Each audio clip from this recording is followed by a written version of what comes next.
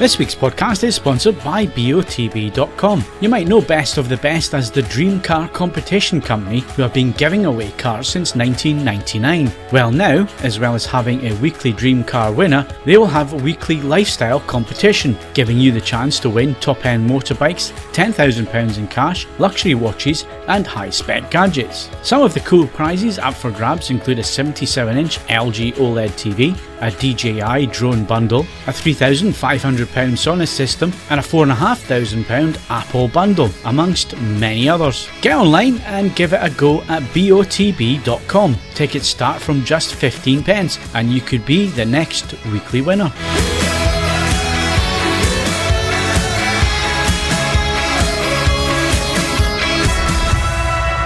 Hello and welcome to the AVForums podcast for Monday the 25th of June. It's the last one of the month already. June gone already. We've just had the longest day as well. We'll come back to that in a second. Joining me in this edition, Steve Withers. Your eyebrows are a mess. Ed Selley. You sound like my mother. And Mark Botwright. Maybe I am your mother. Clever boy. Right. Where are we? If you can guess the film from that, you're doing better than... Yeah. I can't guess if I haven't seen it. So I wouldn't know. Despite owning the disc for 3 years. Yeah, still sitting in the pile. With the badge from us on the front. Yeah, no, I've got the Blu-ray. Oh, you got the US disc? No, I've got the Blu-ray. Oh, you got the Blu-ray? I did. I bought it before the 4K came out. So there you go. And it's still sitting in the pile waiting to get washed. Anyway, hay fever season. How's everybody holding up? Yesterday and the day before, I don't know if it must just be tree pollen that's really doing it. It's usually grass pollen for me, but there seems to be a lot of tree pollen. I went for walks both days and I've had to come back and just not touch my face. My eyes have been itchy as hell, my nose running, I had bleeding noses, all sorts. It's an absolute nightmare for me. So how's everybody else doing?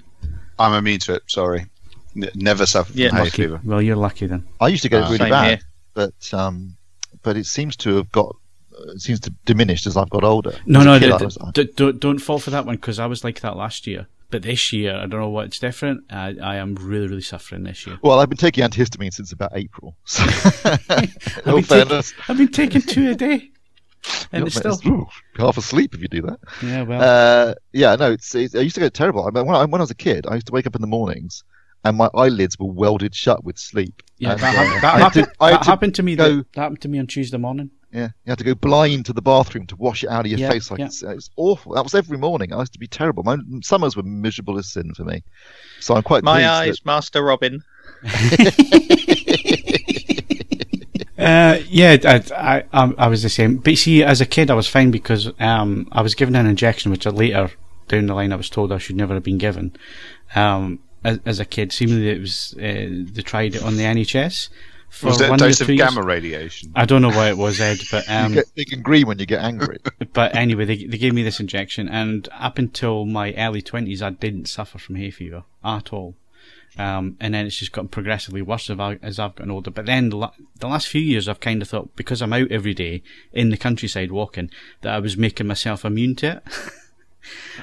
But no, that has not worked this year. Just exposing yourself to it. Stay in the house. Stay in the home cinema. That's my solution. Lock the door. Close everything.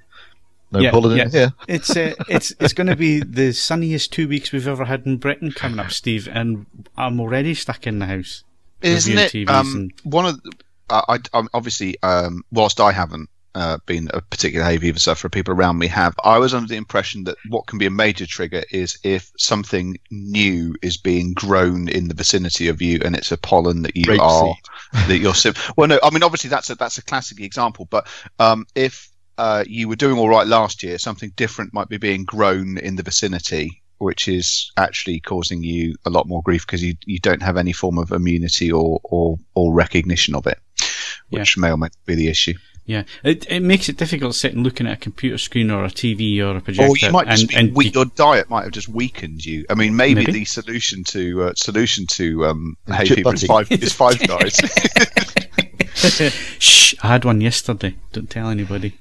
What, at the cinema, were you, by any chance? I was, yes, and I had one yesterday. I mean, but it's all part of your new adjusted lifestyle. So I have every confidence that you sorted it out and you got it all squared away. Yeah, it's moderation. I did 18,000 steps yesterday. But all balances out in the end. Anyway, what's everybody been up to? I think you've been in foreign lands, Ed, which is really unusual for you. Yes, I went to France. Myself and some other potted personalities of the industry were taken over to Paris by Ellipson, who are based just outside Paris. They took us to the office. It wasn't all sightseeing. It was an interesting visit because, choosing my words carefully, there wasn't so much a huge amount of news. I mean, the only it was a jolly, but it was as much reminding us that they're actually they're a much bigger concern than an organisation than you sort of get a handle on in the UK. So in France, I don't know if people who might have been searching for electronic products over the years may find themselves occasionally bumping into links from a French website, Son Video. I didn't realise that that's one and the same company, and they are a big deal in French electronics retail, and unusually they're going the other way to a lot of other places, and so much as they started online and they're now opening physical stores, which we went to see some of those, and they were very smart as well. But then it gets properly unusual. They've got a custom install selection, which, we went to see their stylized department thing, and you get to press buttons and lights come on in different colors, and they did have a mean of beaming a computer onto a tabletop with a reactive keyboard, which is the sort of thing I always wanted when I was 6 years old, and actually as a 37-year-old, even though I have no use for it, I'd quite like one as well. But then, most bizarrely, the fourth wing of the business is they make e-cigarette things. How very French. And we went to visit their e-cigarette factory, and first of all, they have 96 flavours. So I leave you to start imagining the sort of selections of things that were available to fulfill those 96 different flavours. And I need to make it clear that there's not 96 different flavours of cigarette. There wasn't Lampert and Butler. Yeah, with caps at full strength. Yeah. Gouloir. They had, what was it? There was Sex on the Beach flavour. There was one just mysteriously entitled Cowboy. And we spent the rest of the visit trying to work out what the hell that might Whatever you do, don't try the reverse cowboy. So yeah, and in terms of worrying things, they had a fridge with a very small lock on it that was full of the pure nicotine, which then gets added in microscopic quantities to each vial of the stuff. The quantity of nicotine in there was sufficient that if you just dumped it into one of the reservoirs for Paris, which actually isn't too far from the office, you could realistically be reasonably confident you'd kill somewhere between half and 2/3 of the population of Paris with the contents of a fridge in a warehouse in southern, you're just outside the outskirts. I'm not going to tell you where. And how does your mind work to come up with ideas for terrorism now? Oh, they pointed it out. So someone at their office has had the idea about it. Nothing to do with me. So was it someone who enjoyed employees? No, it's the bloke who owns it. So I mean, maybe the next part of Ellipson's expansion is into Bond villainy. I don't know. Or 12 Monkeys. Having looked at the hotel that I stayed at, it would appear that the industrial design of that was firmly in the 70s Bond villain school of things. If they find a copy of this recording, Bruce Willis, you now have the outbreak source for you to go and sort out. Yeah. Southern Paris, 2018. But yes, so we stayed in a hotel where Ellipson had been involved in doing, there were Ellipson Planet speakers in most of the rooms, but each room was done differently, and mine honestly looked like it was either being charitable, it was either Bond in the sort of live and let die phase, or it was Austin Powers, one or the other. I mean, the two are fairly sort of similar. And everyone else had similarly lurid and spectacular rooms. You see, there's so many boutique hotels there now that they really are having to go out of their way to stand out in the marketplace. Yeah. And it sounds like this is what that chain of hotels or whatever is decided to do. I mean, I've stayed in some really odd hotel rooms where they've just tried to outdo the competition. I mean, there was one where they had an Apple iMac and a walk-in shower next to your bed, and it was like, what? Was that in Berlin, wasn't it? Yeah, that was in Berlin. That was a nice hotel. It was a nice hotel, but it was odd. My favourite hotel in Berlin is the not at all inappropriately named Titanic Hotel. Oh, I'm staying there this year. You stayed there. Are you? Yeah, I'm staying there for IFA this year. Would you like ice in your drink? Yeah, just be careful how much. You know. So, yeah, I've never been able to work out. Is it just a coincidence? Is it meant to in some way be associated with the ship? I don't know why they've done that, but I have to say it was a perfectly pleasant hotel. Yeah, nice hotel. I don't wish to in any way denigrate the Titanic Hotel. It's a very, very good thing. It's just called the Titanic. So okay, yeah. So it gets a thumbs up from you two, though. So at least it'll be an all right place to stay then. Yeah. Yes, especially now you've expanded your diet to encompass, things beyond the bare sort of minimums. So, there's a possibility you'll find something pleasant to eat there as well. So yeah, all good. Cool. I think the only thing that I would still be a bit wary of is Japanese food. I'm still not 100% sold on that yet, but I'm certainly a lot further along the line than I was. Bottom of the sea. Is not your thing. Oh. Well, there you go. But no, anyway, that's enough about France. France, because I want pottery news. That's what I come here for every week. Is the latest breaking pottery news. So what is it, Mark? I'm afraid I've been largely just glazing recently. Been watching football. Well, yeah, I've been doing a lot. That's research, mate. It's funny. I've been doing the same throwing research. your own World Cup trophy at the moment. A pottery Jules Rimet. Why did you not come up with this idea 6 weeks ago when I had a chance to make it? Given that most of the other people there are your family, could you not all try and do it as a collaborative effort? Like most of the other people there. Have you been? Well, you see, from what you were suggesting, everyone else there was in some way related to you by blood. Well, or where marriage. he lives, everyone's related to everybody else. I wasn't going down that particular path, but yeah, I suppose that's an occupational hazard, isn't it? This is only Dorset. This isn't proper West Country yet. Not like So the Forest you're of saying Dean. that only a third of the population have webbed toes. No, well, I used to live in North Devon, and when I went down to South Devon, a bloke there just said to me, "They're young up there." What? All of them? I don't understand. He's just Okay, saying did you just back away from him? That was his dad. And his uncle. Yeah, thanks for that, Mark. Well, I went to a food festival. Did you now? Yeah. Oh, what yeah. was it? In a particular type of food they were celebrating, or was it just an all-in? Just a kind of street food type thing, lots of different tastes of the world, that kind of thing. And I had a panzerotti, which I very much enjoyed. It's like a calzone. Yeah. Like a turned over pizza thing. And so rather than, I think it's in southern Italy or something, rather than oven baking it, they find a way to make it even more unhealthy by deep frying it. And it's really, really nice because the deep frying of it kind of makes the pastry taste a little bit like it's got that smell of donuts about it. And then you think, the pastry is really nice. And then you hit the middle and you remember that it's pizza in there. And yeah, absolutely love it. Do they export them to Scotland? Well, they should do. Yeah, there's a market there for them. Did you see the poster that was in Infinity War, Steve, when they're in Edinburgh? Oh yeah. We'll deep fry your kebab. yeah, that was really funny. Mark, was any of the items at the festival cowboy flavoured? No, I'm afraid no. Right. There was nothing cowboy flavoured. The mystery continues then. Fair enough. Okay, good. We may find out one day what cowboy flavour is. Right, and Steve, you're the only one we need to catch up on, so what have you been doing? My birthday.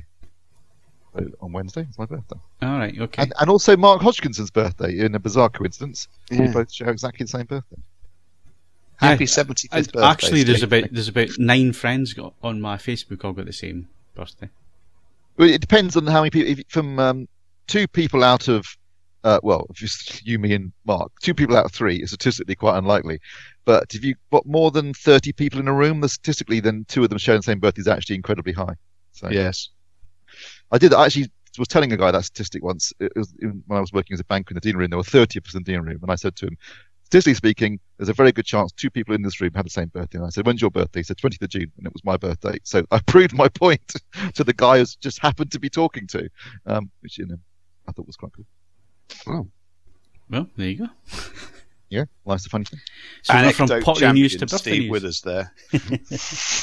Right, and what did you do for your birthday, Steve? I went for lunch in a nice restaurant in Laycock. I very enjoyed. Sat by a stream. Very bucolic. It wasn't a stream of your own making, was it? No, it was actually a genuine stream. You're cracking on, so... I had 10 pints of lager prior to getting there. But yeah, I didn't do a great deal. But yeah, well, I just... I sat by a stream for my birthday. You know what? These days, that's the kind of thing that's what I like. That's what happens when you're in your 60s, isn't it? Gone are the 3-day benders. Yes, when you're hitting late middle age, then... Oh, you're an optimist. I'm afraid if we're looking at this in the 7 ages of man, Steve, I'm afraid you're inexorably approaching 6, mate. Yeah, I know. Although if my sister's listening to this podcast, which she won't be, where's my card? Yeah, this is not possibly not the medium by which you contact members of your own family. I'm just throwing it out there. Where was my Christmas card, and where was last year's birthday card? Oh dear, let's not go digging that hole. Right, competition time. Who's going to volunteer for this one? No one ever volunteers for this. Okay, right. Mark, on you go. Right, you can win an SBS SB2000 subwoofer, and that one closed on 29th of June. We've also you'll got need to get a game shift on that one by the time this comes out, won't you? Yeah, Yep. they'll only have a couple of days. And there's also Game Night on Blu-ray, and you've got until the 2nd of July for that one. We've also got a BenQ TK800 projector, and that one closed on the 4th of July. And there's also a Samsung 55-inch Q6 QLED TV, courtesy of Hughes, and you've got until the 30th of July for that one. Disclaimer? The prizes seem to have improved a bit. That's not a disclaimer. That's disclaimer. a statement. That's more of an observation. All competitions open to eligible AVForums members resident in the UK. And do we have any previous competition winners? We do indeed. Dickie Duvet won The Mountain of the Cannibal God on Blu-ray, and Cos22998 won The Commuter on Blu-ray. Okay, excellent. Well done to them, and we'll be back in a sec, thankfully, with some hardware news.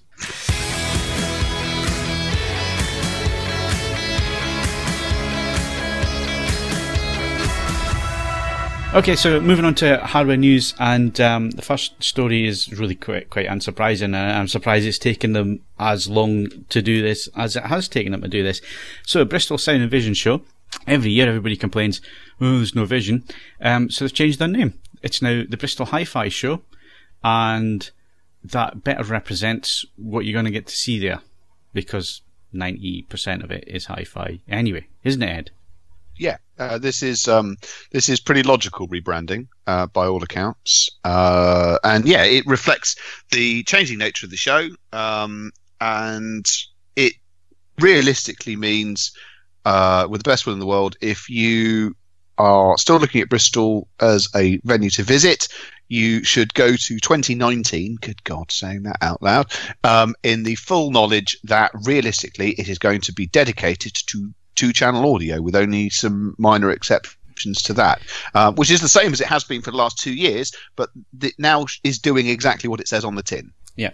So is this going to have effect on visitors? Because Sound and Vision Show is going to pull in quite a varied audience, whereas Hi-Fi Show, I would imagine, is only going to pull in people who look at the name and think, well, I'm not really interested in hi-fi.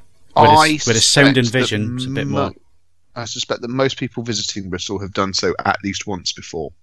And it might pull in, I'm sure that there is obviously flux, and that might to an extent be an issue, but my gut feeling is that the vast majority of people who were intending to go for 2019 are not going to be in any way surprised, put off, or disappointed by the change in titling, because let's face it, we know from the feedback we get on the forums that most people are already completely observant of the fact that it has very little vision, and certainly very little new vision.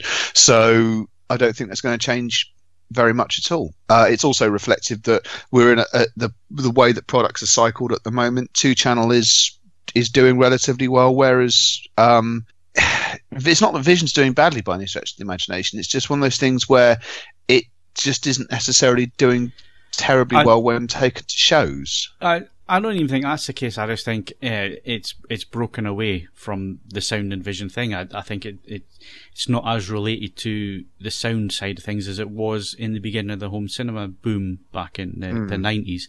It's now more of its own standalone category, Vision, and I don't even think projectors are that big a market. I think that's starting to dwindle. But certainly the television side of things, when you're talking Vision, is as big as it's ever been. Yeah, I'd agree with that. So, I think it's just a case of the home cinema boom from the 90s. It's not quite the same, and it's a lot more. What's the word I'm looking for? It's quiescent, maybe.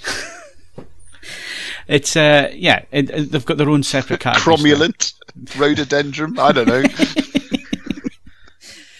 Oh, we can see what kind of podcast is going to be this week. But anyway, I think they're more their own separate categories these days than having as much crossover as they used to have. And you can see that from the TV manufacturers. We're going to come on to this when we talk about TVs this week. That they're now introducing their own sound bars and their own sound solutions, like Sony's acoustic Surface and Panasonic have put sound bars on TVs. LG on the higher up models, they've all got sound bars on them. So you can see that manufacturers are actually going their own route with that, and the soundbar market, as we know, is huge anyway. So yeah, but it makes it more down the line. It makes my job easier because I'll just send Ed now. It's a hi-fi show, so there's only you. This hi-fi, so yeah, it'll be interesting to see what impact it has, whether its visitor numbers are down or if it's a better show because they're not having to rely on trying to fill the Vision side of it. It'll be interesting. We'll see. The proof of the pudding will be when they go next year, and there are any number of other factors that have to be thrown in as well. The weather. Obviously, if bits of Bristol's roofs start blowing off and things like that, again, that's going to affect things regardless of what they call it. We shall see. I mean, it against all odds remains surprisingly important to a number of manufacturers because and stuff gets released at Bristol, which is relatively unusual for shows outside of you're basically looking at Munich, CES, and Rocky Mountain. Other than that, in terms of new stuff breaking cover, it's relatively unusual. So we'll see how it goes. But honestly, if you're listening to this and you're shocked that it's been renamed this, I'm just hoping that you're no other lasting effects from the coma you've been in. So yeah, it's fine. Okay, so that's Bristol Sound and Vision no longer. It's Bristol Hi-Fi Show. Right, TP Vision and Bowers Wilkins have signed an exclusive partnership, and this is just what we're talking about. So TV manufacturers, they're looking for their own solutions nowadays in terms of what they're going to do in terms of audio, because as the screens get thinner, it makes putting the speakers within the screen chassis a lot harder. You can do it, but then it sounds really tinny, and unless you come up with something innovative like Sony have with their acoustic Surface, which I have to say, the AF8 sounds really, really nice. It's fantastic, and I think the fact that the voice of who's on screen is coming from the screen, and from where they are on the screen, and where they are on the screen, it has that effect. It has a really spectacular effect. So I've got to say, some of the solutions out there are really good, and obviously TP Vision, going into partnership with B&W, that can only be a good thing. There's lots of these things happening now, most notably in the car industry, because we've gone from where you fit your own stereo and subwoofers and all the rest of it to everything being an OEM fit, and a lot of manufacturers going to B&O, B&W, Bose and people like that. So we can now start to see that happening with TVs, and some manufacturers have been doing it a while, Steve. Well, I was going to say LG obviously had a partnership with Harman. That clearly ended when Harman got bought by Samsung. So now Samsung obviously are using Harman, and LG are now in bed with Meridian, obviously Panasonic, Technics. So yeah, it's definitely something that's been happening for a few years, and I expect it will continue to happen because, as you pointed out, sound on modern TVs isn't great. So looking for solutions to that means getting in someone who's an expert in acoustics and audio, and who better than a speaker manufacturer to make the speaker for your TV. Yeah, a lot of it is branding as well, though, Ed, isn't it? I mean, there is quite a bit to be said if you can put, you know, the Bose name or the B&W name next to your product. Yeah, but it works both ways. It cuts in both directions, of course, doesn't it? I mean, from Bowers and Wilkins' perspective, it's the broadening of the name out to a wider audience, the same as the headphones have done, the same as Bowers and Wilkins has also been been active in the car sector. Jaguar and McLaren So things like, essentially, if you are, I mean, you know, the Philips OLEDs are not inconsequentially expensive, and if you then say, well, actually, look at some of these other things with Bowers and Wilkins badging on, it's a pleasantly symbiotic relationship. It is only effective if both of them, both manufacturers, are completely pointing in the same direction about what's going to be done and what the priorities are. And but if they get it right, it should work to the benefit of both, and just as importantly, to the benefit of the consumer. So, and that is an important thing. You know, the branding's great and all the rest of it, and yellow drivers and so on. But I've got to say, and I'm going to come on to this in a second, some of the TVs that I've seen that have got their own built-in sound bars haven't sounded as good as they should. So, well, there is, you know, it has to be done on a level where, you know, the actual budget is spent, and, you know, as I say, both sides have to be completely in agreement engineering that they're going to apply to it. But yes, you're absolutely right. That's just as important. Okay, so it'll be interesting to see what happens with that. Philips products are going to be Q3 for the new launch, isn't it, Steve? It's around about IFA, so we'll be looking at those products from that date forward. So it'll be interesting to see how they perform.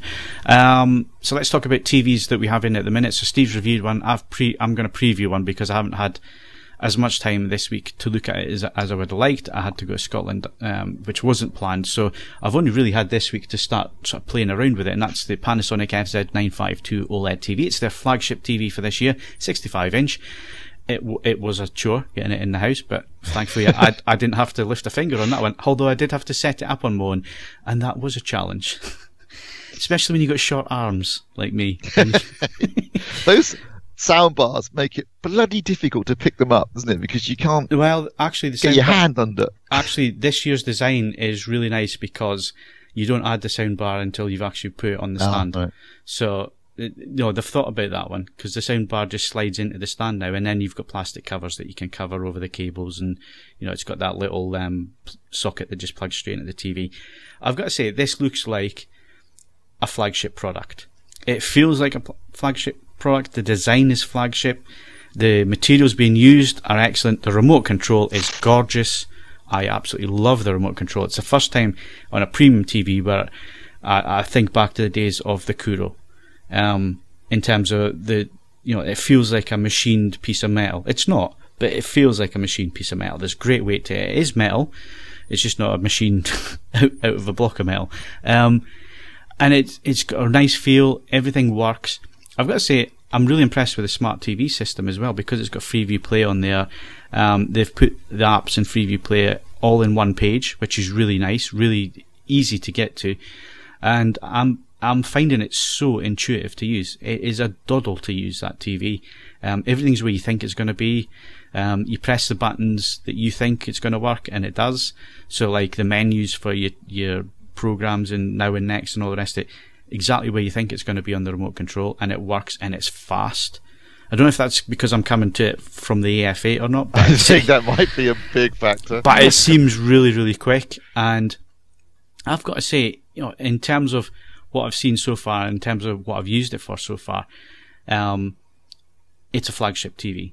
There's no doubt about that, and you can see where the money is. My only complaint so far is with the soundbar, and there's something about it when you use it with a movie soundtrack from a disc or from Netflix or whatever, and you put it into the surround mode, the dialogue just becomes completely indistinguishable.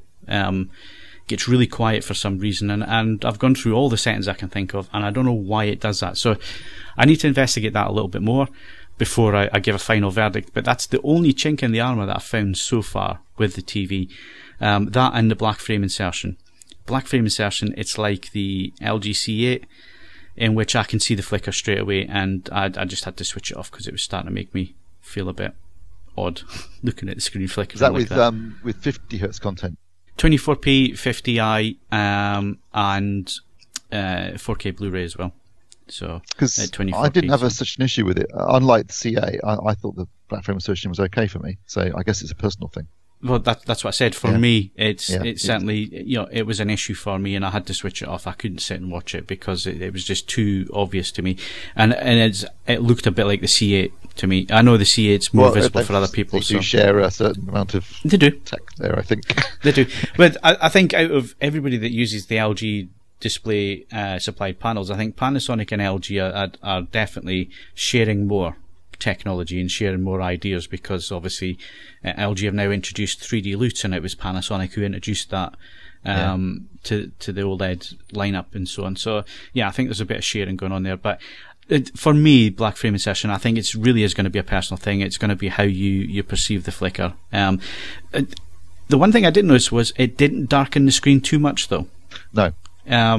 Which was a benefit. Usually when you put on BFI, it almost like 75% brightness level. So you're losing 25% light. That's in case people thought I meant you lose 70. No, you don't lose 75%. You lose 25% brightness. This I would put it about 10%.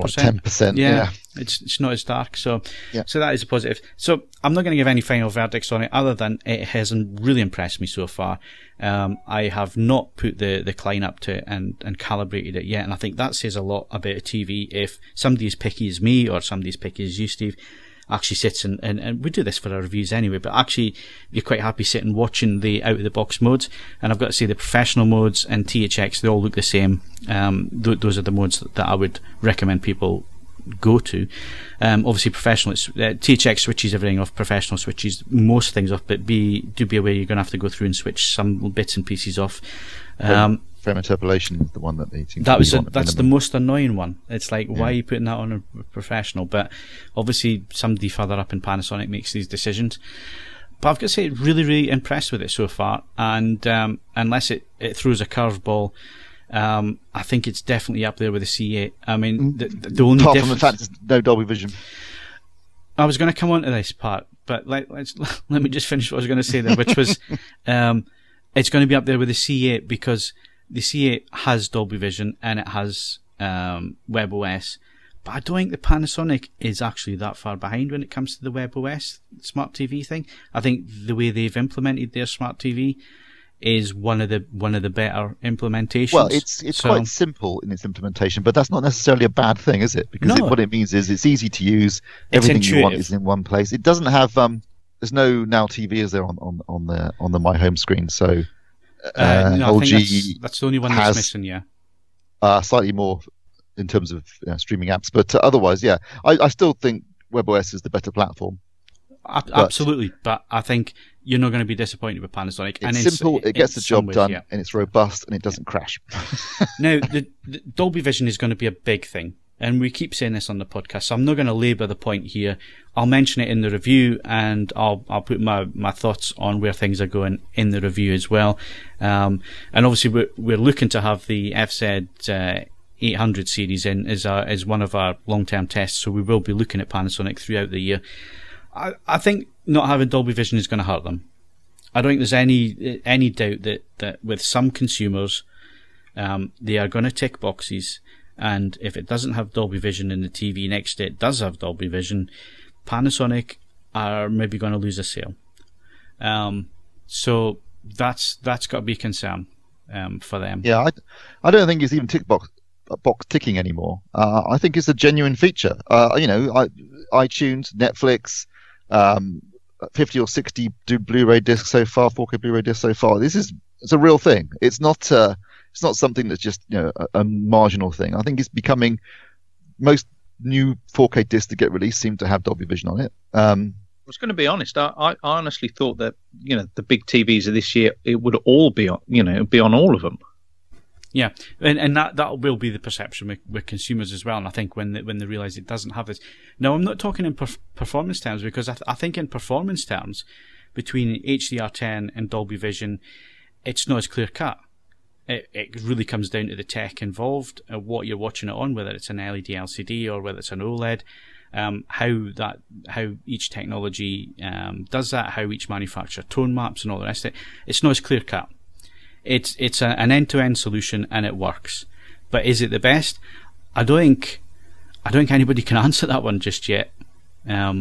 So when it comes to performance, I think it's a bit more mixed. But when it comes to looking at what technology is on these TVs for this year, like you say, Mark, the perception is that they would all have Dolby Vision, and the fact that two major manufacturers don't, in Samsung and Panasonic, it could affect their sales.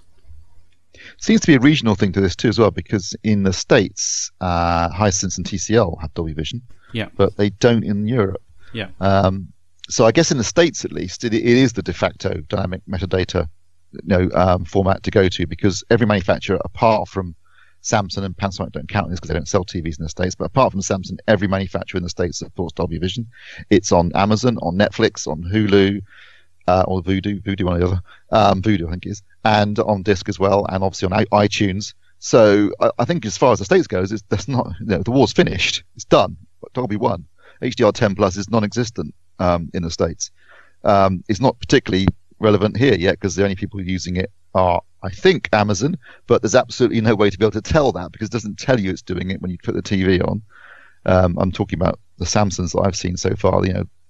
They claim it's HDR10 Plus, but I've got absolutely no way of checking that. So I think whatever their reasoning is, and they'll say, oh well, HDR10 Plus is the future. I think as far as you're right, as Mark's right, as far as consumers are concerned, they go into a shop and they think, well, why hasn't they got this? Yeah, they will lose sales. Yeah, and again, with the performance side of things, Steve, not as clear cut. No, not at all. And again, difficult to do comparisons, of course, but I just think, from a marketing perspective, you tend to see that, if you look at any AVR, they can't fit all the badges on the front of them anymore, can they? Because they tick so many boxes. But there's a certain marketing benefit to having that overall coverage, and I genuinely think that whatever their reasoning might be, I personally think it's flawed, and they will lose sales. Yeah. So there you go. Okay, so the Hisense U7A LED TV that you've reviewed, does it have Dolby Vision? No. Okay. Does it have HDR10 Plus? No. Okay. Does it do HDR10 though? Yes. Okay. Not very well. But yes. Okay. Hisense. So I've got to say, I'll credit where credit's due here. Hisense, they haven't been in the market that long. What's it been? Three years now, I think. This is probably the third year properly in the UK market. But one thing I will say is that they listen to feedback, and every year they introduce things, that based upon the feedback they received from the previous year on their TV. So I think that's good to see a manufacturer that's listening to feedback, trying to improve the product, adding new features where they're missing. So, for example, this year, is a 20-point white balance control rather than 10. That wasn't something I was necessarily asking for, but they're obviously, evolving. But also there's a gamma control now, so you can actually calibrate the gamma properly, which is something that you couldn't do in the past. Yeah, and it seems to be a thing with Chinese manufacturers coming to the Western market. They all seem to forget the gamma control, because the electric was the same. Yeah. However, since it's been fed back, they're looking to change that. So it seems to be a cultural thing for some reason. There's certain controls that are missing from Chinese manufacturers. Yeah. So now you've got 2 and 20-point white balance control. You've got CMS, and you've got a gamma. You can select different gammas, obviously, and then also you can actually fine-tune that gamma performance to get the curved ruler flat. That's good. Unfortunately, if you're going to introduce features, make sure they actually work, because the 20-point was pointless. It didn't work very well. Luckily, the 2-point got you within one delta of error, so right, yeah. It wasn't a big deal, and the gamma control did work, so you could get the gamma nice and smooth and flat. Yeah.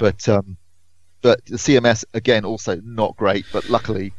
Is that a processing side of things then, Steve? Because obviously for those listeners who are not aware, that once you start adding in a CMS and so on, and you're actually physically trying to change the colour points and all the points around that, you need quite a bit of processing power. Yeah, it's a processing issue, I suspect, and possibly also just that that they're still learning. Their engineers, still bringing in these features that weren't on their TVs 2 or 3 years ago. I mean, if you look at where they were 3 years ago and where they are now, it's a vast improvement. The out-of-the-box accuracy for a start is way better than it was, and with a bit of calibration, you can get a very accurate picture. So that's good. Obviously, it's Hisense. They build these TVs well. I've got to say, these bloody things weigh a ton. They're all made of metal. So the build quality is fantastic considering the price. I mean, this is a 65-inch TV. It's also, I should say, the FIFA World Cup television. Obviously, that's just because Hisense are the only TV sponsor, I think, of the World Cup this year. So theirs is the official TV, but it's the U7A, and it's £1,199 for a 65-inch TV. Yeah, that's pretty cheap, and it's well made for that money, which is great. No, there does appear to be Hisense TVs in the VAR booth than you see at the start of the match. Oh, so, yeah, well, they're the official, yeah. So it's official TV. Well spotted. Yeah. One thing that was brought up on the forums by a lot of owners of previous Hisense TVs is obviously the red error that did happen in previous models. Yeah, that has happened in previous models. Have they solved that? Well, based on the one I had, certainly didn't have a problem with red. Okay. That wasn't an issue at all. I think it was a pretty accurate picture, and it looks very nice. Obviously, it's edge lit, and the LEDs are along the bottom. So I've got to say the local dimming was a definite improvement over last year, which was hopeless last year. So they've got the local dimming's better. You still get, because of the location of the LEDs in a darkened room at night, particularly with, say, white credits against a black background, you get that kind of column effect. But you're going to get that off any TV that's using LEDs along the bottom. There's not much way around that, really. With SDR content, you could deliver a very nice picture. Watching the football, for example, quite appropriately, look very nice. Daytime viewing, bright, detailed picture, accurate colours. I thought it looked really nice. Where it really struggles is HDR. It's not a great TV for HDR. It can deliver occasionally, and the measurement would change depending on what the TV felt like doing, between 250 and 700 nits, and it seemed to just suddenly switch in and out of HDR mode. Now, there may have been an issue with the pattern generator rather than the signal. So it wasn't ABL. It wasn't ABL being really aggressive. It might have been something. That. Right. Okay. Something else, I think. So when you actually watched a film, an HDR film, it was a lot of clipping going on in the picture, and it wasn't a great HDR picture. So if that's something that's really important to you, this probably isn't the TV for you. However, you're looking for a good quality SDR picture on a 65-inch screen at a very, very cheap price, because I tried to find an alternative and I couldn't find anything even close to that price point in terms of new TVs. Yeah. Then it's certainly it's a bargain. But like I say, it's an iterative process, and each year they're getting better and they're introducing new features and they're improving things, and that's good to see. And it's a solid TV, very reasonable price, nicely made, it's okay. And another Chinese manufacturer who is going to bring out an OLED TV later in the year as well, or certainly that's what they told us at CES. So I can only assume that it's going to be a Q3 or Q4 release on that one. IFA, I guess, would be the best bet for that. Probably, yeah. Yes, OLED for them too. So, great news for OLED. That means they've pretty much got total coverage now, I think, apart from one obvious manufacturer. Oh, I wonder who that is. But, I'd be interested to see what they do with that, because I'm assuming it'll be an LG panel, so it will be down to what they do behind the scenes. And although we can testify that these TVs can all look identical when they're calibrated, obviously, the processing is a major factor, and that's certainly the case with Panasonic, for example, with image accuracy being their big selling point. But I'd be interested to see what Hisense do with the TV they do bring it out. Okay. How have you been managing with the BBC 4K HLG broadcast with your internet, Steve? You can do it. I tell you what, it depends on the TV. For example, LG managed to deliver an HLG image. I wasn't getting the full 4K, but it seemed to deliver at least the HLG part of the experience, whereas Panasonic struggled. It was just interesting, because the Sony AF8 it keeps buffering. Yeah, that's what the Panasonic and it keeps buffering, whereas the Panasonic was absolutely spot on. The LG's been spot on as well. So Hisense actually did it okay as well. Right. Now, the thing is, the quality has varied dramatically. And we've got to remember that this is a trial. So before we start talking about this in any detail whatsoever, it's a trial. It's something the BBC's running. They're going to change it from broadcast to broadcast. They have no control over the pictures because it's a third-party broadcaster who provides the images. It then gets fed to the BBC's control room, and then they do their bit, i.e. compression, colour, all that kind of thing. And it has varied dramatically in terms of quality, in terms of getting the full 4K picture and so on. Now, I get a 76 meg download speed on my internet.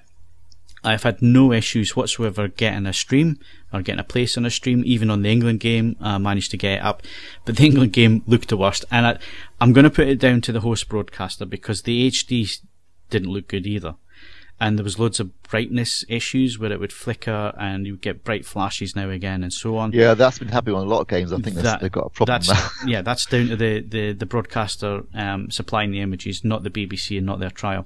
However, you could tell there was a lot of people watching the England game for some strange reason.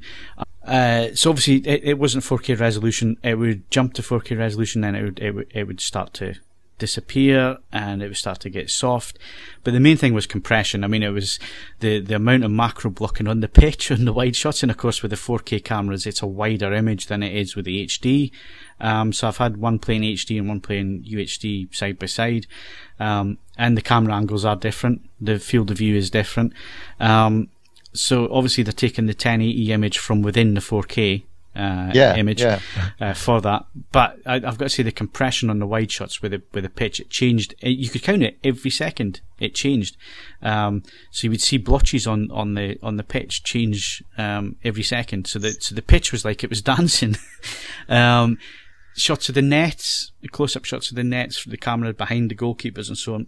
Lots of issues with edge enhancement and then fizzing around edges and all that kind of thing.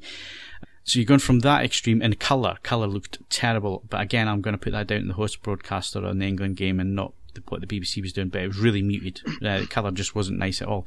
But then you flick onto the game I watched last night. No, it was the night before. Sorry, and I can't remember who was playing. And it was pristine. It looked. Was it Spain, Iran? No, it was the other game. Portugal. Was it Portugal? It might have been. Anyway. Shows you how much attention I was actually paying to the game. I was looking at the picture quality, but it was immaculate. I couldn't see any compression issues. I couldn't see any line fizzing. I couldn't see it dropping resolution or whatever, and that was on the CA and the Panasonic. Like I say, the AF8 has never been able to lock on and stick to, and I've got 76 meg, and I've run it on its own. I've switched everything else off just in case that was the issue. I've hardwired it. I've put it on the Wi-Fi, and for whatever reason, the Sony, it'll play for 2 or 3 minutes and then it just stalls, and it'll either come back or it'll give you the we've run into an issue message, and you have to reset it and start it off again. But again, I've never had a full 4K image out of the Sony. Had HLG on everything though, and I've got to say it's really subtle but done really well, and where you really notice the difference is when the stadium lighting. So when you get a low shot, say the keeper taking a goal kick and it's a camera looking up and you've got the lighting around the stadium and that kind of thing, rather than everything being blown out, it looks really dynamic. And then sunny days, if you're looking at the crowd in the background, completely blown out on the 1080 version, HD version. But if you watch it in 4K, depending again on what they're doing on that particular broadcast, but I've always been able to make out things in the sun as well as things in the shadows. So it's a really mixed bag, but again, it's a trial, and from what I've seen so far, when it's running at a decent bit rate and you're not getting compression issues and the colour looks fine and you're getting the 4K and HLG, it's the future of broadcasting, and it looks gorgeous when it's done right. It is the future, isn't it? That's what we're heading towards. Absolutely. Makes you feel like you're slumming it when a match goes on ITV now. I hate watching. Although I've got to say, for ITV though, I've got to say their quality for this tournament is leaps and bounds ahead of where they have been in the past. Yes, so that is indisputably the case, and their commentary generally has me wanting to throw things at the television less than. Yeah. I mean, although Ali McCoist does annoy me. For Christ, crying out loud, Danny Murphy. I'm sure he's a nice enough human being, but I mean, we're talking that I honestly believe my son would probably give a more meaningful introspection of what's going on field than Danny Murphy. And as my brother pointed out, hat tip to him on this one, if you did a drinking game where you took a significant two-finger drink every time he said "for me," you would be blind by the end of by half time and dead by the end of the second half. So I mean, obviously, I think my comment of the tournament is not Danny Murphy, it's Martin Keown, who did point out during the England game that Tunisia can definitely play, which, I mean, as a piece of insight for a team in the final of the World Cup finals, rather. I mean, I until he said it, it had never occurred to me that the Tunisians could play football. So thank you, Martin Keown. Well, that's the next big thing, I think, if you're going to choose services that you can offer. Let us choose commentary tracks. Exactly. Because Mark Lawrenson, I'm convinced he hates football now. He does, yes. He sounds like he resents having to do it, like he's an old man who's been wheeled into the commentary booth, and he hates the fact that he's had this microphone pushed in front of him. Yeah. I completely agree. I do think that the idea of maybe not for every single game, but possibly for the group stage, for the knockout stages, commentary done by two people who have no lasting interest in football would be fab. I mean, in the same way, it's Graham Norton's commentary that makes Eurovision, and always used to be Terry Wogan. So I don't know, get David Mitchell. He doesn't like football. That could be magnificent. Now, they did trial this, one of the tournaments, it might have been a Euro tournament or World Cup in the past with a red button, and you could choose Five Live or other commentaries instead of the commentary team that were covering the game. Certainly the BBC have done that in the past. Dolby are working on a technology which is in most TVs actually nowadays. Yeah. They'll have their AC4 audio, where the capability is there to have, I think it was 99 different audio commentary tracks if you want them. That's pushing it, but yeah. It is, but for American sports you can see why they've done that, because multiple languages and all the rest of it. But certainly the technology exists to do that, and I think you're right, Mark. I think that's where things, now that the BBC's been semi successful with this, I'll say that's been fair, but it is a trial. I'm sure Wimbledon's going to be do it as well, so that'll give them more to work on, and they're the host broadcaster there, so they have complete control of that one. Well, you can choose audio tracks if you're just watching it on, I think one of the early matches on BBC One, you could choose it, BBC red button. But as soon as you go through iPlayer, you can't do so, obviously. Right, yeah. So what have you made of it on your B7 then? Well, I've been very impressed by it. First few times there was some momentary buffering, but beyond that, I was always connecting fairly quickly. The whole idea of first come, first served made it sound like, you were going to have to tune in. Streams. Yeah, exactly. Like you were going to have to tune in for the early preamble and that kind of thing. But no, I've always been able to pick it up, even if it's half time, I can get on the app straight away. It all seems fairly crisp. A few issues. The ones with the sound, obviously, kind of being out of sync, and the beauty of it for me has been the fact that bright areas of the pitch and the shadows hasn't affected what I can see. So you don't get that kind of, standard def when you're watching like the FA Cup final or something, and all of a sudden all goes into shadow and you're kind of squinting and you've got no idea what's, you're kind of waiting for the camera to shift. However, there have been those moments where it does seem to be like you're getting low bit rate, and all of a sudden, particularly the areas in shadow on the pitch seem to be kind of dancing more. Yeah. But other than that, I think just in terms of what it brings to kind of the crispness, the brightness of the kind of kits, the lines, that kind of thing, everything just seems to pop more. Obviously, part of that's because it shoots the OLED light up to 100 and contrast up to 100. But it's I think it's been excellent thus far. I can't really complain. As I say, just a case now that when a big match is on ITV, it kind of feels like slumming it, going back to standard. Yeah, it really makes a difference with white kits. I've noticed that. The Peru kit, white with the red sash. Yeah, now you're getting loads of detail, shadow detail and that kind of thing that's just not there. So I've just found our commentary option for the 2022 World Cup. I've just put it into the link comment there. But I'm sorry, that woman is more insightful than Danny Murphy. They need to bring back Mick McCarthy. I'm sorry. World Cup commentary was brilliant. It was a spade, wasn't it? There was just one moment where he just shouted at the player, just shouting, "Kick it!" Ed, how's it look on your B7? I haven't gone anywhere near it. I'm sorry. Various reasons. One, as discussed, the nature of how my internet is provided. I am obviously I have concerns about nuking my download allowance accidentally watching a World Cup group game.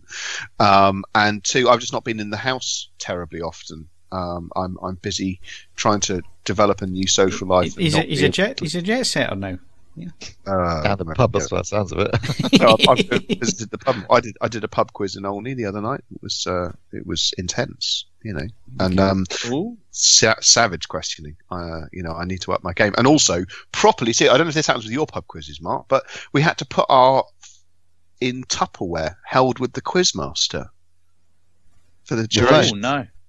Yeah, that's what I like to see. Don't get me wrong, I approve, but it's still quite hardcore when you're writing your name on a piece of Tupperware and leaving your phone in there. So, yeah, but no, I have. It's not that I'm not interested. I just have to be practical about. I don't know if anyone is actually able to tell me how much bandwidth, how much data, watching 90 minutes of HLD. So, but I'm assuming it will be quite a lot. And if I've got data left over towards the end of this month, I'll fire it up and get back to you then. The telly's ready to do it. I'm just a bit reticent for reasons beyond my control. Okay. I suppose actually, if you had commentary options, I think the sheer joy of just getting the South American commentary for any match. Oh, yeah, well, that's one of the beauties. I think that's one of the reasons why a lot of people went off to, use Cody boxes and that kind of thing, and never really missed coming back to Sky's coverage or BT's coverage, because it's so much better when you hear a South American absolutely just lose his yelling. shit. Have you, Mark? Do you ever see that US soccer guy on Twitter? Yes. Yeah. Some of the stuff that he comes out with is just. But see what they want to do. I mean, now isn't Partridge coming back to the BBC? Possibly. Get him doing it. Just shouting shit. That was a goal. Foot like a traction engine. Yeah. Some Argentina soccer player looks kind of sad as his soccer team gets their asses handed to them with fries on the side by Croatia Soccer Club. Barcelonia's Ivan Rakitic finalised the scoring with the third goal shot after the overtime verdict. Tablet erection, making it 3-2. Killian Mbop.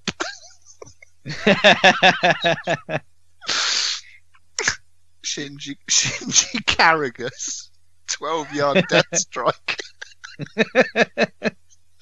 I would pay for him to do commentary. If that was pay per view, I'd go for it. 12-yard death strike.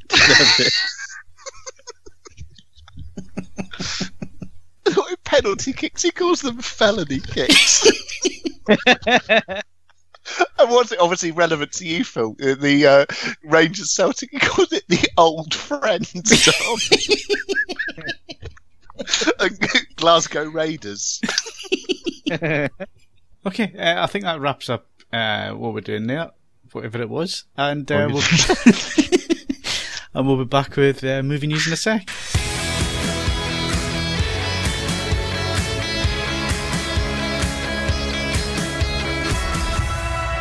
Right, so movie news and reviews. We got a review this week. I went to see Ocean's 8 last night. Got to use my Limitless card. That is my excuse for that. Right, so Are you in profit this month? Oh yes, yes. Oh, I good. have been the last That's few good. months. So yeah. So it all balances out over the year, as you tend to find out. So, so I'm going to hand this review to Steve actually, because Steve hasn't seen Ocean's 8, but I'm going to ask him to review it for me now in terms of what he thinks happens. So over to you, Steve. I think that Debbie Ocean, the brother of Danny Ocean from the original film, gets out of prison, plots a heist to steal some diamonds with a bunch of women who all have unique skills, and there's a few plot twists and turns, and eventually they steal everything and get away with it at the end. Exactly. Spoilers. There's no spoilers. If you've seen an Ocean's film, you know exactly what's going to happen, and it's never the item that they're going for. There's always additions that they then tell you about, and then you get the flashbacks as to how more intricate the heist actually was, and misdirection and all the rest of it. The thing for me is that whereas the other Ocean's films, plot wise there was holes, but you kind of forgave them for that. This one, there is massive, monumental plot holes, and a lot of what they suggest is planned is more or less down to luck and trying to manipulate somebody to do something in a particular way, especially manipulating things like the press and so on. And you're thinking, well, hang on a minute, that doesn't make any sense.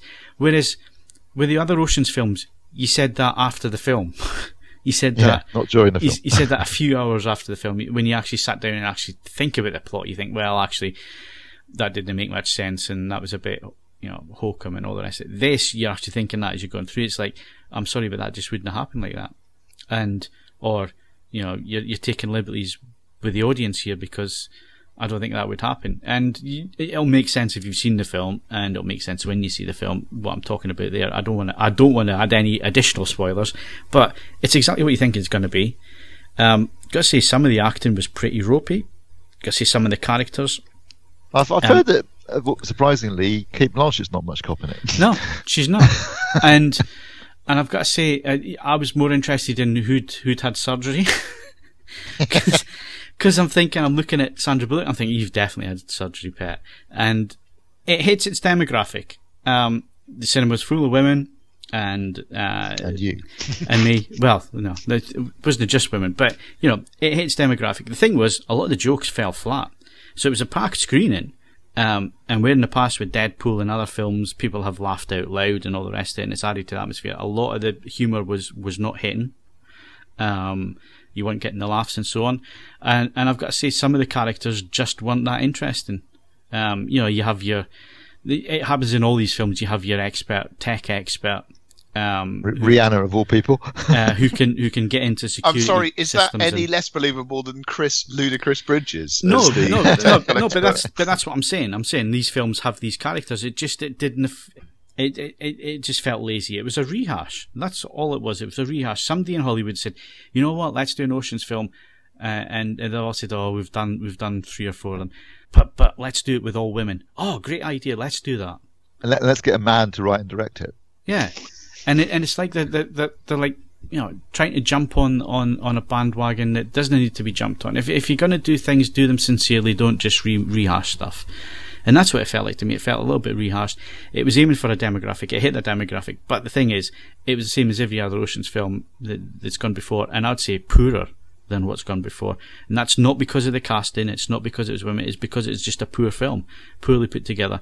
And of course, it's got what's his face in it as the insurance investigator. And as soon as he came, soon as he came on, it's like, I'm gonna walk out. I'm gonna walk out. Are there any cameos from the original cast? Yes, there is, but I'm not going to spoil it. But there's cameos in there that you kind of think are going to happen. There's one twist that they don't pull off that you think they're going to pull off because they set it up in such a way that you think, all right, I know what's going to happen here, and actually it's a misdirection in itself, which was the only thing I thought, oh well, that was a bit different. But everything else, it's competent, it's well shot, cinematography is nice, there's gorgeous things to film, and it comes across like that. There's money there, and the money comes across. It's well edited. It's not that long. It's 110 minutes, which isn't too long for a film nowadays. So it just, I was bored, and I hate being bored in the cinema. I kept looking at my watch. I knew what was coming. It's a 5.5 for me. Should have gone see Hereditary instead. I don't like horror. I'm like Mark. I get scared. I like to watch horror on my own. So when I jump out my skin and see, it's even scarier, isn't it? That always takes me back. Years ago, I went to see Abbey Road. They showed a series of films where they were involved in the mastering of the soundtrack, and they showed Aliens.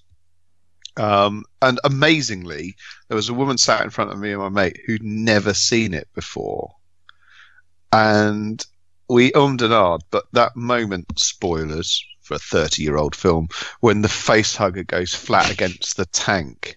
He just tapped her on the shoulder. And we all but had to pick her out of the lighting rig at the ceiling. It was totally worth it. Mercifully, her husband thought it was hilarious. So we got away with that. But yeah. But that's why you shouldn't watch horror films in public, kids. Because they're bad people. Films opening this week, Steve. Sicario 2, Soldado. Obviously the sequel to Sicario, with the return of Josh Brolin and Benicio del Toro as the characters from the original film, which I've got to say were the two most interesting characters in the original film. So I've seen the trailer. It's written and directed by the same guy that wrote the first film, and I enjoyed Sicario, and like I say, I think those were the two most interesting characters. So I'd be interested to see more of what they get up to in the war on drugs, and how, I mean, I guess what's going on right now in terms of the Mexican border with the US. No Emily Blunt though. No Emily Blunt. No. Well, the problem is the premise of the premise of the first film was kind of it performs this big kind of switcheroo towards the end, and then you realise that nothing is quite as it seems. This, once you know the end of the first film, then this seems like it's going to be kind of quite straightforward, and so it's just going for the straightforward kind of assassin angle. Well, I think actually it's up in the ante, and it's showing you more of the nature of the war on drugs, and it is a war effectively, isn't it? And that's what they're going for, is the concept that they're fighting a war effectively across the Mexican border with the drug cartels, and therefore the tactics that they're using are more like guerrilla warfare than they would be traditional policing, particularly with like CIA involved and that sort of stuff. It just lacks that. I guess it just lacks that setup. I think that was the big thing about punch of Sicario the is first film was that kind of sense of nihilism of an acceptance of this is what's necessary. Now that it's got to go kind of all out. I think for this one, I'm hoping there's a lot of action. I haven't seen the first one. Still sitting in the pile to watch. It's been there 3 years. Fantastic. I'll have to watch that this week if I'm going to go to the cinema next week. Phil's policy of watching films by osmosis just isn't panning out. So, they don't watch themselves, Phil. Yeah, I know. It's I'll have to watch it this week then. And Mark nearly gave away a spoiler there, so I was lucky. He didn't quite go too far.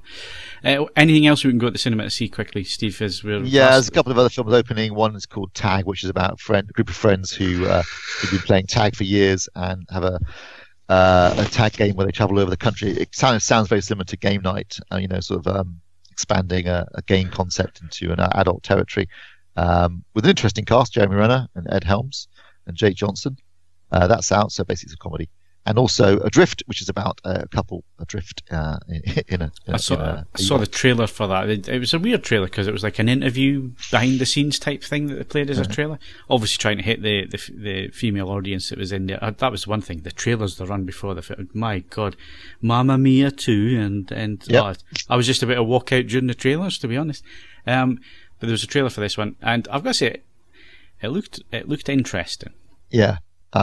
Basically, I think it's based on a true story of a couple who end up stuck in a hurricane, which can't have been fun, with Shailene Woodley and Sam Claflin.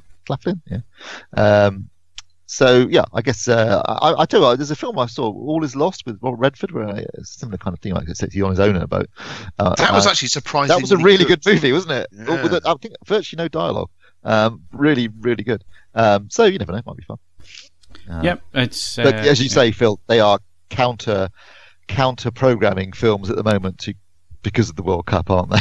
Yeah, absolutely. Although Sicario 2 is an unusual choice for the middle of the World Cup. But then they've obviously seen that there is a space there, so that's why they've gone for that. You probably find they're being incredibly rude about Mexico, so they've taken a point where Mexico's actually being quite good at football. So, no one's going to notice. That's the thinking. Okay. Right, so quickly, Blu-ray releases, 4K UHD releases. What can we buy? What's been announced? What's the news, Steve? Blu-ray releases, we've got The Shape of Water, which is both Blu-ray and 4K disc available. Guillermo del Toro's Oscar-winning film about a woman who bones a fish. And we've got I, Tonya, the true story of Tonya Harding, with a great performance by Margot Robbie. So that's out on Blu-ray. And out on Blu-ray from the Criterion Collection is Wes Anderson's The Life Aquatic with Steve Zissou, which is a fun movie. I really like it. And, I hated it. I did not like it at all. And I like Bill Murray, and I like a lot of stuff like that. I love the Portuguese playing all the Bowie songs in Portuguese. It's great. But no, it was just one of them films that it did not click with me for that one. Wes Anderson's always a bit of an acquired taste, though, isn't he? And sometimes he can be a bit too Wes Anderson. This might be one of those examples. And also there's The Addiction, which is a film about vampires, which is out on Blu-ray as well. And I think I'm pretty sure that almost all of those, or not all of them, are being reviewed by Kaz and his team. Yeah, mostly Kaz, I suspect. And then on Ultra HD Blu-ray, in terms of upcoming releases that have been announced, looks like the Predator. I did say this is going to happen because I bought it on Blu-ray, but Predator 2, and Predators, they're aimed to come out on 4K Blu-ray in August to tie in with the release of The Predator at the cinema. Obviously, Avengers: Infinity War, that's due to release in middle of August as well. Later in August, Deadpool 2, and right at the very end of August, it looks like Solo will be getting its disc release. And then in September, the Matrix sequel should be coming out. And in October, we're going to get The Deer Hunter on 4K disc, and just announced this morning, actually before we did this recording, 30th of October, we'll be getting 2001 4K disc. So, I'm glad they're bringing the Matrix sequels out together, because then I can ignore both of them at the same time. Yeah. I've got the Matrix. That's it. As far as I'm concerned, the sequels never happened. Right. The moment when that architect bloke opens his mouth, uses the word concordantly, is the realization that you have been stitched up. Yeah, like you are being trolled. Yeah. And someone bought a thesaurus. Yeah. Right. So, interestingly, Solo's coming out in August. You say there. I'm probably going to buy the disc just because you're the same, Steve. You'll go out and buy it just for the sake of it. I tell you what. I enjoyed it. I'm looking, and I did fall asleep a couple of times in the cinema too. So there's a bit like I don't remember. so because it was late, wasn't it? Like 2 a.m. So I'm actually quite looking forward to the disc. I do hope they have more time to spend on the grade though for the home release. Well, yeah. Interesting. Well, let's talk about the news is apparently after the utter failure of Solo at the box office, Disney Lucasfilm are putting on hold any future standalone films. So they were working on a Boba Fett movie. They just announced James Mangold to direct it and write it. And also they're working on a Obi-Wan movie. Those appear to be on hold now. They're going to concentrate. When you say utter failure, sorry, what's it done at the box office? It's about 350 million. It's lost money. Yeah. It's lost money because well, they did have to shoot it twice, so it was always going to lose money. I think. Come back to that in a minute. They spent at least 300 million making it, another 100 million promoting. I mean, it needed to take 600 to 800 million to break even, and it ain't going to do that anywhere near it. It's quite a feat to release a Star Wars film and lose money. Well, that's the thing. That's why they're panicking, because they've released a Star Wars film and they've lost money. So clearly there isn't. Certainly internationally, no one gives a monkeys about Star Wars. China couldn't care less. So it's not got the international appeal that say Marvel has. If you look at what's been released this year by Marvel, they've released 2 films so far. One's made 2 billion and one's made 1.4 billion at the box office. Right? They've released Solo and it's made 350 million, maybe you make 400 million. It's an utter failure. Not that the film necessarily was bad, it just hasn't done very well box office wise. So that's panicking them. They're going to concentrate on episode 9, which is probably what they should do at this point, because they've got to find a way of getting out of the hole that Ryan Johnson stuck them in. And I would not like to be J.J. Abrams right now, because the pressure's really on to deliver as far as this film goes. You have to wonder what they're going to do with the films that Ryan Johnson's working on, whether there's any interest in that. I guess the question is there more interest in doing something completely new, rather than trying to just pick the bones of what's already been released. Doing a solo movie is just like filling in stuff that no one wanted to have filled in the first place. They got away with the Rogue One because I think Rogue One was quite a fun movie, but I think they are. I suspect there's a degree of panic right now. I think Rogue One was different because it was an original movie that happened in the same universe and led up to a monumental moment in the original film, but you still had to get to that point. So there was still some originality, and there wasn't any character in there, original characters in there. They were all new characters. They were all new characters. So yeah. Problem for the cameos. I don't think. Obviously, Lucasfilm's plan has been to follow the Marvel model, and put out a film a year and really milk the franchise. But I don't think Star Wars is the kind of franchise you can do that to. I think a trilogy every generation is the way it's worked up till now, and that's been the every generation gets its trilogy. I think that the current plan is it's just flawed. I just don't think there's the appetite there. We have found what saturation is, and it's this.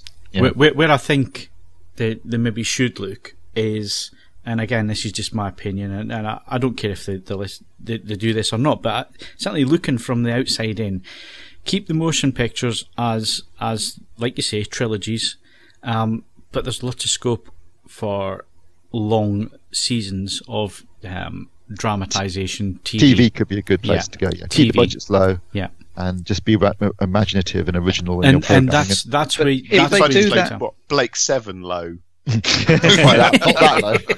Not Tuppence Halfpenny. Shaking the set. But you see, they obviously don't have the confidence, and I think for the next minute I'm going to give some spoilers. So if you don't want to jump forward 60 seconds, right? So in Solo, they didn't need Solo there. There was a good story there with the beginning of the rebellion, and how they managed to kickstart that. Through the different factions that was there. So you had your underworld, but you also had the beginning of the rebellion starting there, and how they were funding that and how they were getting their supplies and all the rest of it. That would make a fantastic TV series. But they didn't. But they didn't. Yeah, but they didn't have the confidence to do that on the big screen. So I think where they get their confidence is do it on the small screen. Do a 10 episode run, 10-hour run of something like that, and see how the fans react to it.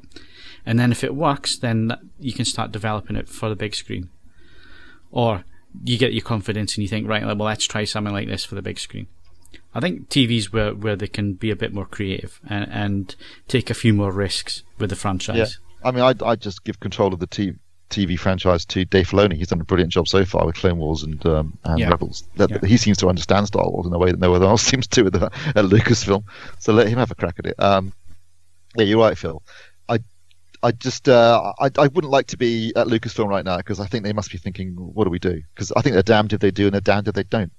What about if just trying to combine, if you were trying to do it in a risk averse sense, what about doing sort of not inexpensive television? You're looking at sort of HBO level, but for want of a better word, not like The Outer Limits in so much as it's all horror, but if you did Tales from the Star Wars universe, you did 6 one-hour standalones, and with the best one in the world, some of it would be throwing stuff at the wall and see what sticks, and you just judge based on 6 premises. One would be, try and do one which is fairly epic in scope, one which is, tiny stage play in scope, and you get your Cantina band that way. Well, Tales from the Cantina. There is an ulterior motive for it. Yes, you have seen straight through what I was hoping for. But we have reached a point where we've done a lot of playing it safe. We've done, and then conversely, a lot of really quite significant monkeying with the premises that we thought the universe was built upon, and everyone's disorientated and a little bit fed up. So, yeah, maybe it is time to reduce the scale and see what works for people. Or if they're going to do movies, cap the budgets and make them, keep them relatively cheap, so that if they don't lose money on them. Because obviously one of the problems with Solo has been they didn't set out to make an expensive film, but they've ended up spending 300 million making a movie that should have cost 150. So perhaps cap the budgets if you're going to do something a bit more different and a bit more original. Yeah. I guess right now, just deliver a decent episode 9. There's a petition online to remake The Last Jedi. Oh, God. I briefly checked to see that it wasn't started by you. No, it wasn't started by me. But I say a petition, sorry, what I mean is it's a Kickstarter campaign to raise money to remake The Last Jedi. Which I think, well, don't the rights belong to Disney? I think they're going to sell them to you. See, I still maintain there's a good fan edit in that film. Oh yeah, absolutely. You just need a few key moments cut, like the moment when he throws the lightsaber. For the cheap laugh that it gets, you could cut around that. It's like about 3 seconds or something, and then you just have her picking it up and him walking away as if he's dropped it or something like that. You know, those moments would completely change the tone of the film. I just think the whole very, very slow chase thing. It just yeah. Wait, get rid of that. Get rid of the casino stuff. In fact, get rid of just to be honest, just get rid of Finn altogether. You're looking at a tight hour. Yeah. but yeah, that's all it needs, and then get rid of all the stuff with Luke and his force projection. That is most of the film. Then you're checking out there. Yes, that's not a lot left. Yeah, but what was left? Yeah, but what was left was the decent stuff, though, wasn't it? Really. Yeah, so basically, we're going to start with that bombing run without the jokey bits, and then we're going to have the lightsaber battle in the middle, and then the attack on the things at the end, and we're off. A tight 30 minutes.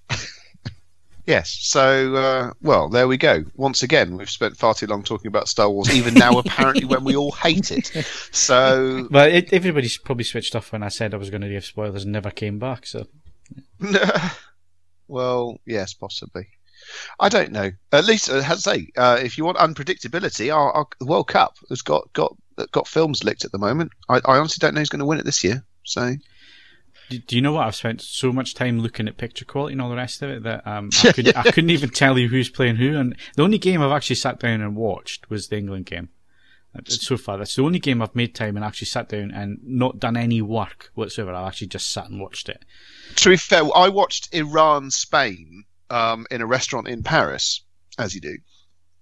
I did briefly become a supporter of Iran. That's not going to happen terribly often, but there you are.